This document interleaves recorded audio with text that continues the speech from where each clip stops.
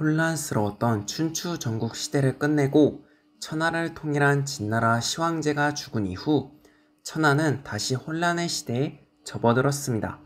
이후 다양한 세력 가운데 유방과 항우가 두각을 드러냈습니다.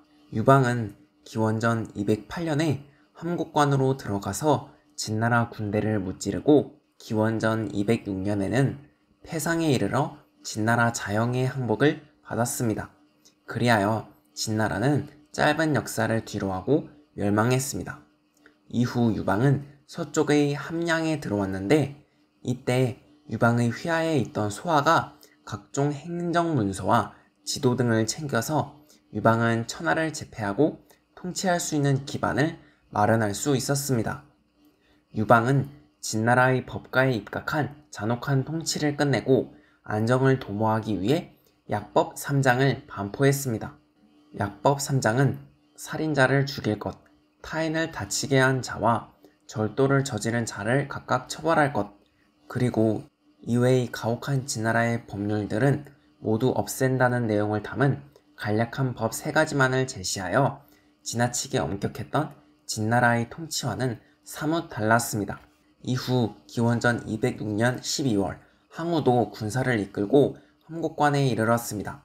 항우는 유방이 이미 일대를 장악했다는 것을 알고 화가 났습니다. 항우의 모사였던 범증은 유방을 즉시 칠 것을 항우에게 권유했습니다. 그런데 항우의 숙부였던 항백은 유방의 모사였던 장량과 친한 사이였습니다. 그래서 항백은 장량을 찾아가 위급한 상황을 알려주었고 장량도 유방에게 이 상황을 알리고 함께 대책을 구했습니다. 항백은 유방에게 홍문으로 올 것을 권하고 다시 항우에게 돌아가서 그를 설득했습니다. 유방이 항우에게 직접 찾아갔고 항우는 그를 맞이하며 연회를 베풀었습니다. 범증은 연회 도중에 유방을 죽이기 위해 노력했지만 결국 유방은 위기를 넘기고 목숨을 보전했습니다. 유방과 항우는 이 연회 이후 본격적으로 천하를 두고 대립했습니다. 기원전 206년에 유방의 휘하에 있던 한신은 기습작전으로 여러 지역을 차지하여 유방의 천하 제패에 큰 도움을 주었습니다. 기원전 205년에는 유방이 한신에게 이제 대대적으로 주변 세력을 공격할 것을 명령했습니다. 한신은 물을 등 뒤에 두고 결사적으로 맞서 싸우는 배수진 전술을 사용하여 조나라의 군대를 크게 이겼습니다. 이렇게 유방 휘하의 여러 인재들의 활약으로 항우는 유방과의 대결에서 점차 밀리게 되었습니다. 항우의 초나라와 유방의 한나라는 평화조약을 체결해서 영토를 나누기로 했습니다. 이 평화조약으로 항우는 협상 내용에 따라서 동부로 군대를 돌렸습니다. 그런데 이러한 조약에도 불구하고 유방은 장량 등의 의견을 수용하여 항우의 초나라 군대를 뒤에서 추격하도록 했습니다. 기원전 203년 12월 한신이 이끄는 한나라의 군대가 해하에서 항우가 이끄는 10만의 대군을 둘러쌌습니다. 한나라 군사들은 밤이 되어 초나라의 노래를 부르며 초나라 군대의 사기를 저하시켰습니다.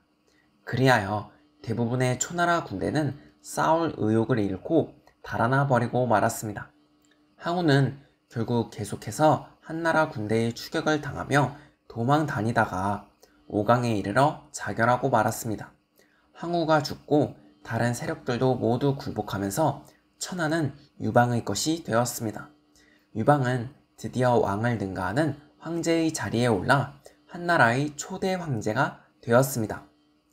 한나라의 초기 수도는 낙양이었지만 이후 유방은 수도를 장안으로 옮겼습니다. 유방의 승리는 그 자신도 밝혔듯이 장량과 소하, 한신 등 유방을 따르는 부하들의 공적에 의해서 가능했던 것이었습니다. 황제에 오른 이후 유방은 한나라를 안정시키기 위해 휴양생식 정책을 실시했습니다. 백성들의 세금을 줄여주고 떠돌던 사람들의 정착을 도우며 시설도 복구하는 정책이었죠. 이러한 휴양생식 정책을 통해 한나라는 전쟁 이후 혼란을 극복하고 회복의 기반을 마련할 수 있었습니다. 그리고 한 고조 유방은 수도와 그 근방에는 군연제를 실시하여 황제가 직접 다스리고 동부 지역에는 제후를 임명하는 봉건제를 실시했습니다. 그리하여 군현제와 봉건제가 합쳐진 군국제가 실시되었습니다. 그러나 한나라에게는 또 다른 위협이 존재했으니 바로 흉노였습니다. 북방의 유목 세력이었던 흉노는 묵돌 선우의 시대에 특히 강대해져 한나라를 위협했습니다. 묵돌 선우는 한나라 군대의 공격을 유도하기 위해 흉노 군대를 노쇠하고 연약한 군대로 위장했습니다. 한 고조는 이 계략에 속아서 엄청난 규모의 군대를 진격시켰습니다. 게다가 그는 흉노의 세력을 격퇴하기 위해 자신이 직접 군대를 이끌고 흉노를 공격했습니다. 그러나 백등산에서 한 고조의 군대는 묵돌 선우의 강력한 기병 부대에게 일주일이나 포위되고 말았습니다. 흉노 군대의 포위는 너무 강력해서 포위망의 내부와 외부의 한나라 군대는 협동할 수가 없었습니다. 결국 장평의 계략을 이용한 유방은 묵돌의 연지, 즉 왕후를 구슬려 간신히 탈출하는 데 성공했습니다. 유방은 이 백등산 전투의 치욕을 경험으로 흉노의 강력함을 절실히 느꼈습니다. 그래서 유방은 이후로는 흉노의 물자를 주며 화친하는 정책을 펼쳤습니다. 기원전 195년 4월 한고조 유방은 병으로 사망하고 희해제가 즉위했습니다. 그러나 권력을 휘두른 인물은 바로 유방의 황후였던 여태후였습니다. 유방이 죽고 희해제가 즉위한 뒤 태후가 된 그녀는 점차 강한 권력욕을 드러냈습니다. 여태후가 조나라의 왕을 독살하고 유방의 사랑을 받던 척 부인을 처참한 신세로 만들자 희해제는 여태후의 잔인한 모습에 제대로 정치를 하지도 못하고 기원전 188년에 죽고 말았습니다. 이후에도 여전히 권력을 놓고 싶지 않았던 여태후는 황제의 자리에 오른 소제가 어리다는 명목으로 계속 권력을 휘둘렀습니다. 이제 여태후는 이 강력한 권력을 바탕으로 유씨 대신 여씨 인물들을 제후로 봉해서 한 나라를 장악하려고 했습니다. 이러한 여태후의 야심에 왕릉을 비롯한 대신들과 유씨 제후들은 강하게 반발했습니다. 그러나 여태후는 왕릉을 승상의 자리에서 쫓아내고 자신을 따르는 인물들을 주요 관직에 두어 한 나라의 정치를 좌지우지했습니다. 기원전 180년 7월에 여태후는 병으로 죽음을 맞이했습니다. 이후에도 여씨 일족은 끈질기게 한나라의 정권을 차지하고 좌지우지하려고 했습니다. 이제 유씨 제후들과 대신들도 가만히 두고 볼 수가 없었습니다. 결국 유씨 제후들과 대신들이 합심하여 여씨의 반란을 끝내고 진평과 주발 등의 대신들이 온 화한 성품에 대왕 유항을 황제로 삼았습니다. 그가 바로 한나라 문제였습니다. 문제는 휴양 생식 정책을 본격적으로 전개했습니다. 한 고조 유방 시기보다도 조세 부담이 줄어들었고 농업을 발전시켰습니다. 게다가 흉노와 좋은 관계를 유지하여 전쟁의 비극과 병사들의 고통을 줄일 수 있었습니다. 기원전 157년에는 문제가 사망하고 유계가 황제의 자리를 이으니 바로 한나라 경제였습니다. 한나라 경제도 문제의 안정적인 정치를 이었습니다. 여전히 흉노와 화친하여 전쟁의 피해를 최소화했고 경제를 나날이 발전시켰습니다. 그런데 경제는 점차 각 지방제후의 힘을 줄이고 권력을 중앙으로 집중시켰습니다. 특히 신하 조조의 제안을 수용하여 제후들의 세력을 점점 축소시켰습니다. 이러한 조치에 반발한 오나라, 초나라 등 7개의 나라가 반기를 들었습니다. 바로 5초 7국의 난이 발생한 것입니다. 경제는 참언에 속아서 조조를 죽였으나 직후 이를 크게 후회하며 군사력을 동원하여 반란을 진압하기 시작했습니다.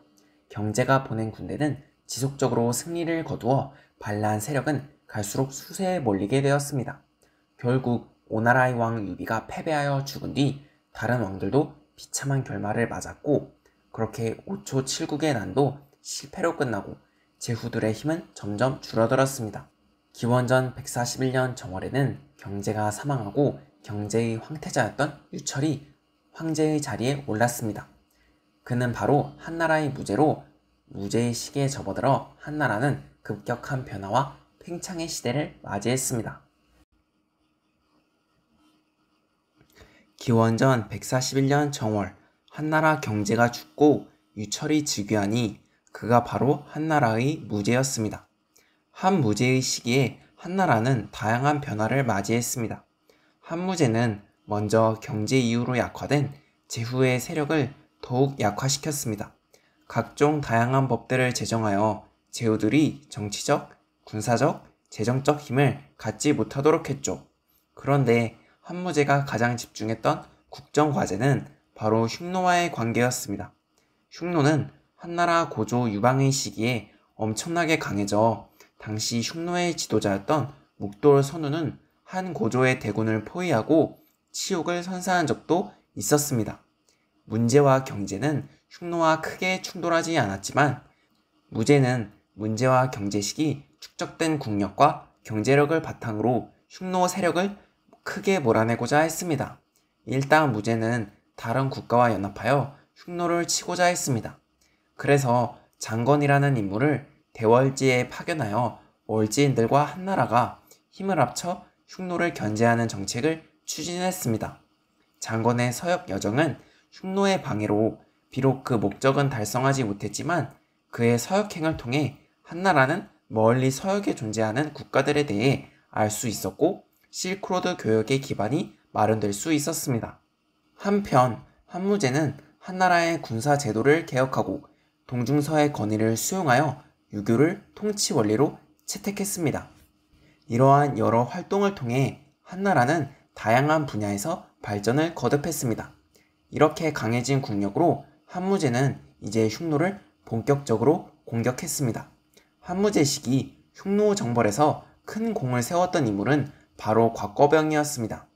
그는 기원전 121년에 표기 장군으로서 한무제의 명에 따라 1만의 기병을 통솔하고 흉노와 전투를 펼쳤습니다. 곽거병의 군사적 재능은 엄청나서 그의 군대는 흉노의 소왕 2명을 전사시키고 자그마치 8,900명에 달하는 흉노 전사들을 죽이거나 포로 신세로 만들었습니다. 여름에 다시 흉노를 공격한 그는 이번에는 흉노 세력 깊숙한 곳으로 군대를 이끌고 쳐들어갔습니다. 이번 싸움에서 곽거병은 소왕 70명을 포로 신세로 만들었고 무려 3만에 달하는 흉노 사람들을 죽이거나 포로로 만들었습니다. 흉노의 혼야왕은 큰 패배를 당했는데 흉노의 지도자인 선우는 참담한 패배에 분노해서 혼야왕을 없애버리려고 했습니다. 이에 결국 혼야왕은 한나라에 항복하기로 했습니다. 곽거병은 혼야왕을 한나라의 수도 장안까지 경호하여 혼야왕이 한나라의 무제를 만날 수 있도록 했습니다. 기원전 119년에는 더욱 강력한 한나라의 공격이 있었습니다. 한나라 무제가 지금까지 숱한 공적을 세운 위청과 곽거병에게 흉노를 칠 것을 명령한 것이죠. 곽거병과 위청은 각자 약 5만에 달하는 기병을 통솔했고 엄청난 말과 물자, 보병과 보급병을 데리고 흉노를 공격하기 위해 나섰습니다. 이번에는 무려 고비 사막 이북 지역을 넘어가서 흉노의 군대를 공격했습니다. 흉노의 선우도 더는 가만히 있을 수 없었습니다. 그리하여 위청이 보낸 한나라의 기병 5,000명과 흉노의 기병 1만 명 사이에 치열한 전투가 펼쳐졌습니다. 전투의 승자는 위청의 한나라 군대였습니다. 곽거병도 위청과 같이 거대한 승리를 거두었습니다. 그는 흉노의 좌현왕이 지휘하는 군대와 치열하게 맞서 싸웠습니다. 이후 곽거병의 군대는 흉노를 너무나도 맹렬히 추격하여 흉노를 현재 몽골에 위치한 hen티 산맥 바깥으로 몰아내버렸습니다. 이제 흉노는 한나라에 크게 패배해서 전성기의 영광을 잃고 말았습니다. 반면 한나라는 한 고조 유방식이 백등산 전투의 치욕을 씻고 실크로드 무역을 확대하여 국력을 과시할 수 있었습니다. 그러나 한무제의 흉노 정벌에는 너무나도 많은 군비가 필요했습니다. 과격할 정도의 흉노 정벌로 인해 문제와 경제가 비축했던 한나라의 부는 죄다 사라지고 말았습니다. 이제 한무제는 부족해진 한나라의 재정을 채울 수 있는 방법을 강구해야 했습니다. 그리하여 실행된 것이 바로 염철전매와 균수법 그리고 평준법이었습니다. 염철전매는 소금과 철의 판매를 국가가 독점하는 정책이었습니다. 소금은 사람들의 생존과 식사에 필수적인 것이었고, 철은 철제 무기와 철제 농기구의 생산에 필수적이었습니다. 환무제는 필수적인 소금과 철을 전매하여 흉노 정벌로 탕진한 한나라의 국가 재정을 충당하고자 했습니다.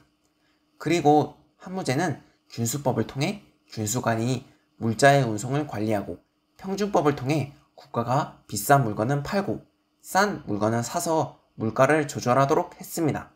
이러한 조치도 모두 국가가 경제를 통제하여 부족한 재정을 늘리기 위한 것이었죠. 그런데 이후에도 한무제는 남쪽의 남어를 멸망시켜 9개의 군을 설치하고, 동쪽의 고조선을 멸망시켜 4개의 군을 설치하는 등 정복 전쟁을 지속했고, 이러한 전쟁의 지속으로 인해 재정은 계속해서 소모될 수밖에 없었습니다. 이후 한나라 무제도 이제 슬슬 자신의 후계를 확립하려고 했습니다. 그래서 그는 기원전 88년에 막내였던 유불능을 태자로 삼으려고 했습니다. 그런데 한무제는 한 고조의 죽음 이후 권력을 휘두른 여태후의 사례가 다시 재현되지는 않을지 매우 우려했습니다. 그래서 무제는 충성을 다하여 자신의 흉노 정벌에서 활약했던 곽거병의 이복 동생인 곽광에게 후위를 부탁하고, 유불능의 어머니인 구익 부인을 제거해서 여태후의 일이 반복되는 것을 막았습니다. 결국 곽광과 다른 신하들에게 뒷일을 맡긴 한나라 무제는 역사적인 자신의 재위기를 마감하고 숨을 거두었습니다. 유불능은 황제의 자리에 올랐으니 그가 바로 소제였습니다. 그런데 소제의 나이는 아직 8살밖에 되지 못했습니다. 그래서 무제가 뒷일을 부탁한 곽광이 정치를 이끌어야 했습니다. 그런데 소제는 그리 오래 살지 못하고 후계도 남기지 못한 상태로 죽고 말았습니다. 대장군의 자리에 있던 곽광은 유불능의 황후이자 곽광의 외손이었던 상관 태후의 의도를 따라 무제의 손자였던 유하가 황제가 되도록 도왔습니다. 그런데 유하는 황제의 제목이 아니었습니다. 사치와 향락을 즐기고 한나라의 국정을 돌보려는 의지도 책임감도 없었습니다. 그래서 곽광은 신하들을 모아 폐위를 추진했습니다. 결국 방탕한 황제 유하는 태후에 의해 폐위되는 신세로 전락했습니다. 이후 무제의 증손 유순이 황제의 자리에 오르니 그가 바로 선제였습니다. 무제 이후 황후의 계승에는 많은 고난이 있었지만 그래도 한나라 황실은 계속해서 이어졌습니다. 그러나 이렇게 긴 역사를 이어가던 한나라의 맥을 끄는 인물이 있었으니 바로 왕망이었습니다. 선제 이후 원제를 거쳐 성제에 이르러 한나라의 정치는 점차 외척이었던 왕씨 세력에 의해 좌지우지 되었습니다. 황실의 외척으로 강력해진 왕씨 세력에 힘입어 한나라의 권력을 장악하게 된 인물이 바로 왕망이었죠. 학문적 지식과 좋은 평판, 왕씨 일족이라는 좋은 배경을 바탕으로 왕망은 승승장구했습니다. 애제 시기엔 잠시 권력을 잃었던 왕망은 평제를 세우고 그러면서 자신의 딸을 평제의 황후가 되게 했습니다. 이렇게 혼인을 통해 권력을 장악한 왕망은 심지어 한나라를 안정시켰다는 안한공의 칭호까지 받게 되었습니다. 결국 기원 후 5년에 평제를 독살하고 섭정하게 된 왕망은 이제 섭황제라고 불리게 되었습니다. 그는 2살짜리 유영을 유자영이라 부르며 권력을 장악했습니다. 이후 왕망은 자신이 황제의 자리에 올라야 한다는 당위성을 널리 퍼뜨렸습니다. 심지어 그는 한 고조 유방의 거짓 유서를 이용하는 일까지 저질렀습니다. 이렇게 갖은 술수를 사용한 왕망은 결국 여러 번의 거절 끝에 황제의 자리에 올랐습니다. 나라의 이름도 한나라가 아닌 신나라로 했습니다. 이제 신나라 가왕제가 되어 천하의 권력을 장악한 왕망은 한무제 이후 성장한 유가 지식인들의 지지를 얻기 위해 온갖 이상적인 개혁을 펼쳤습니다. 그는 이상정치의 실현을 위해 토지 소유를 제한하고 노비의 매매를 금지하고 여러 종류의 자원을 국가의 통제하에 두려고 했습니다. 그러나 이러한 이상적인 정책은 현실에는 하나도 맞지 않았습니다. 결국 후족들과 소농민들 모두가 왕망으로부터 등을 돌렸습니다. 왕망이 추진한 개혁의 총체적 실패는 이후 신나라의 운명이 그리 길지 않다는 점을 암시했습니다. 왕망은 황제에 올라 신나라를 세웠지만 사람들은 그의 지나치고 이상적인 개혁으로부터 등을 돌렸습니다. 결국 불안정한 신나라에서 여러 봉기들이 터져 나왔습니다. 17년 형주 지역에서 극심한 가뭄이 일어나서 농민들은 힘겨운 생활을 이어가야 했습니다. 그래서 많은 사람들이 모여 봉기를 일으키니 농림산을 근거지로 두었다 하여 농림군이라 불렸습니다. 18년에는 다른 반란 세력이 태산을 본거지로 삼고 힘을 키웠습니다. 이 반란 세력은 눈썹을 붉게 하여 관군과 자신들을 구별했는데 그리하여 이들은 정미군이라고 불리게 되었습니다. 이후 시간이 지나면서 농림군과 정미군의 세력은 갈수록 커졌습니다. 왕망은 군대를 파견해 이들을 막으려 했으나 번번이 패배하고 말았습니다. 22년에 농림군에는 하강병, 신시병, 평림병 등 다양한 세력이 생겼습니다. 23년에 이들 세력이 단합하여 한나라 왕조를 되살리기 위해 유현이라는 인물을 황제의 자리에 올렸습니다. 유현은 연호를 경시로 하였습니다. 이후에도 왕망이 파견한 군대는 싸우는 족족 패배했습니다. 결국 농림군이 장안을 차지하게 되었고 왕망은 너무나도 참혹한 죽음을 당했습니다. 그렇게 신나라는 비참하고도 짧은 역사를 마감했습니다. 한편 이렇게 농림군이 승승장구하는 사이 정미군도 갈수록 강해졌습니다. 장안을 차지한 유현이 농림군의 지도자들을 죽이고 독단적인 모습을 보이자 정미군은 이런 틈을 타서 유현의 경시 정권을 공격했습니다. 정미군은 유현의 군대를 상대로 승리하고 그 세력이 엄청나게 커졌습니다. 그래서 정미군은 한나라 왕실의 종친이었던 15세의 유분자를 황제로 세우고 건세라는 연호를 사용했습니다. 대대적인 공격을 가한 정미군이 결국 장안으로 밀고 들어왔고 유현은 항복을 했지만 오래 못 가 죽고 말았습니다. 그리하여 농림군과 유현의 경시 정권도 허망하게 막을 내렸습니다. 그런데 이 상황에서 치고 올라온 이가 있었으니 바로 유수였습니다.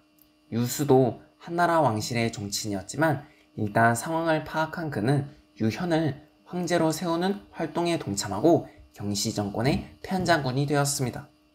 유현이 점차 농림군의 주요 인물들을 죽이고 독단적인 모습을 보이자 유수는 유현의 경시 정권과 점차 대립하며 자신의 독자적인 행보를 보이기 시작했습니다. 25년에 접어들어 유수의 행보는 더욱 과감해졌습니다.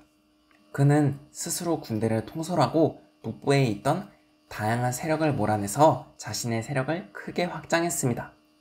이후 유수의 부하들은 유수가 황제가 되는 것이 바로 하늘의 뜻이라며 유수의 황제 즉위를 추진했습니다. 유수는 3번 사양하고 황제의 자리에 올랐습니다. 그가 바로 후한의 광무제입니다. 이후 7월에 당시 경시 정권의 주유가 지키던 낙양을 포위하고 10월에 결국 주유의 항복을 받은 유수는 낙양을 수도로 정하고 공식적으로 새로운 한나라의 시대를 열었습니다. 왕망이 무너뜨린 한나라는 전한 또는 서한이라 부르고 유수가 재건한 한나라는 후한 또는 동한이라 부릅니다. 이후 유수는 남은 정미군의 세력도 무너뜨리고 유분자의 항복도 받았습니다.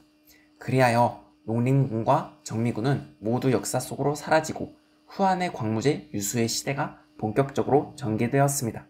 광무제는 다양한 대외 정책을 실시했습니다.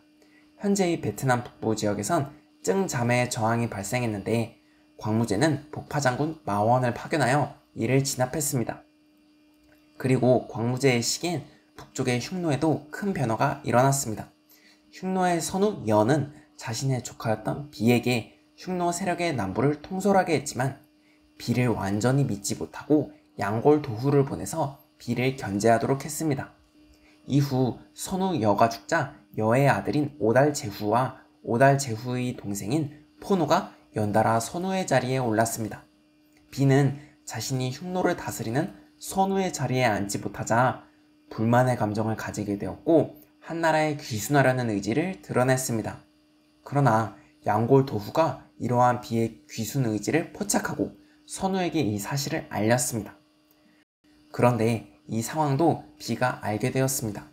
결국 비는 선우로 옹립되어 흉노의 남부 세력을 이끌고 한나라에 귀순했습니다. 그리하여 흉노는 남흉노와 북흉노로 갈라지게 되었습니다. 이후 남흉노는 북흉노를 공격하여 크게 후퇴시키고 한나라와의 관계를 더욱 강화하였습니다. 이렇게 광무제의 시기에는 한나라의 힘이 다시 강해졌습니다. 광무제는 매우 성실하게 정치를 했고 겸손함과 검소함 그리고 유능함으로 한나라를 안정시키고 발전시켰습니다. 57년에 광무제가 죽고 그의 넷째 아들인 유장이 황제의 자리에 올랐으니 그가 바로 후한의 명제입니다. 명제의 시기에도 후한의 발전은 지속되었습니다. 방고에게 전한의 역사를 완성하도록 한 인물도 바로 명제였습니다. 방고가 쓰기 시작한 이 역사서는 수십 년이 지나 완성되어 한서라는 이름으로 알려지게 되었습니다. 그리고 중국 역사상 최초의 절인 백마사가 지어진 것도 명제의 시기였죠.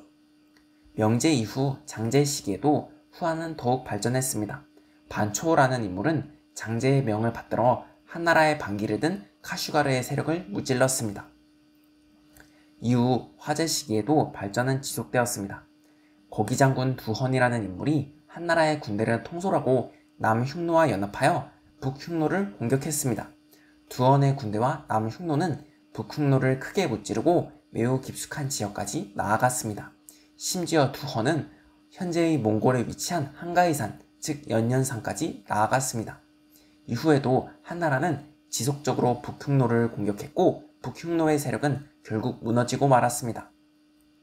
화제 시기에는 반초가 다시 서역으로 진격하여 대월지를 무찌르고 서역의 수많은 국가를 평정하기도 했습니다. 채륜이 제지수를 창안하여 실용적인 종이인 채후지를 만들어낸 것도 바로 화제 시기에 이루어졌습니다. 그런데 후한에선 장제 시기부터 외척이 권력을 휘둘렀는데 그 외척은 바로 두씨 세력이었습니다. 거기장군 두헌과 그의 동생 두만은 엄청난 권력을 가지고 있었는데 화제의 즉위 이후 두씨 형제의 여동생이 황태후의 자리에 오르자 두씨 가문의 전횡은 더욱 심해졌습니다. 화제가 즉위한 이후 북흉노를 크게 격퇴한 두헌은 갈수록 큰 권력을 누렸습니다. 그러자 화제가 환관인 정중의 책략을 통해 두헌을 제거했습니다. 화제는 두헌을 몰아내는 것을 도와준 환관 정중을 너무나도 신뢰했고 결국 환관의 힘도 갈수록 강해졌습니다. 이후에는 외척 양기가 막대한 권력을 휘둘렀습니다. 양기는 후한의 황제, 순제의 황후의 오빠로 엄청난 권력을 행사했습니다. 순제가 죽고 2살밖에 안 된 상태로 양태우의 품에서 황제가 된 충제는 황제가 된 지 1년 만에 죽어버리고 말았습니다. 이후 양태우와 양기가 협의하여 고작 8살인 아이를 황제로 삼았습니다. 그가 바로 질제인데 질제는 양기의 마음에 거슬려 독살을 당하고 말았죠.